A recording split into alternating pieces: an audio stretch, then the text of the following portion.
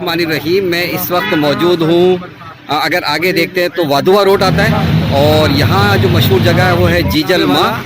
और अगर हम इस रोड से यूँ आते हैं तो ये सीधा रोड जो है जीजल माँ रोड भी कहलाता है और डुमरा गोड वाला रोड भी कहलाता है। और आगे जब आप जाएंगे तो गोरा कब्रिस्तान भी आ जाएगा और ये पूरा इलाका जो है वो कासमाबाद के अंदर आता है। और ये आप देख भी सकते हैं कि आगे वादुआ रोड है और आगे जो है डुमरा रोड कहलाता है गुलशन बख्तावर। और ये है हमज़ा कॉटेज, हमज़ा पैलेस, और यहाँ से ये सिटी कैम्ब्रिज एजुकेशन। और हम अगर यहाँ से सीधा चलते हैं तो ये फिर हम वापस जो है वादुआ रोड की तरफ जा रहे हैं। हाँ, मुख्तलिफ प्लाज़ा वगैरह बन रहे हैं यहाँ पर और ज़्यादातर आबादी जो वो यहाँ पर प्लाज़ा के हवाले से ही है। मैं जहाँ मौजूद हूँ ये मैंने बताया कि जीजल माँ है और मेरी रहनुमाई के लिए जो दो अरशद मौजूद हैं, एक बड़े अरशद भाई मौजूद हैं, एक हमारे छोटे अरशद मौजूद है, दोनों का ही कासमाबाद से ताल्लुक़ है। तो ये एक अहम रोड है तो मैंने कहा ज़रा इसकी भी आगाही इनसे ले लेते जो है। ये कौन सा रोड कहलाता है?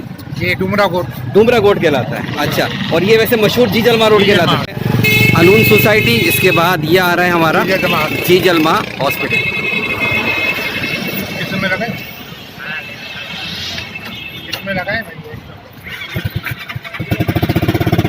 हॉस्पिटल के साथ ही ये खाली सा प्लॉट मौजूद है जहाँ के बहुत सारी झुग्गियाँ होती थी, लेकिन अब वो ख़त्म हो गई है। लेकिन बहुत सारा खाली प्लॉट यहाँ पर मौजूद है।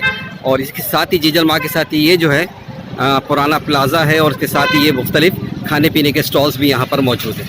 अक्सर रक्शे वाले भी यहीं पर ही खड़े होते हैं और आगे ये वादुआ रोड भी है। हमेशा से हमारा मसला रहा है और यहाँ पर सफाई सुथराई का इंतज़ाम ज़रूर होना चाहिए।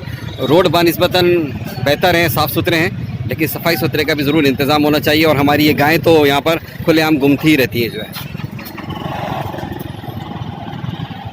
पर हमारी आने की एक वजह ये भी थी कि इसी जगह पर बहुत सारे रक्शे खड़े होते हैं और यहाँ पर जो हमने अपनी फातमी फाउंडेशन के हवाले से जो है ये पेनाफ्लेक्स लगाने थे रक्षों पर, तो इसी हवाले से यहाँ आना भी हुआ और एक छोटा सा ब्लॉग भी बन गया। ये ब्लॉग कैसा बना इसके बारे में हमें ज़रूर आगाही दीजिएगा।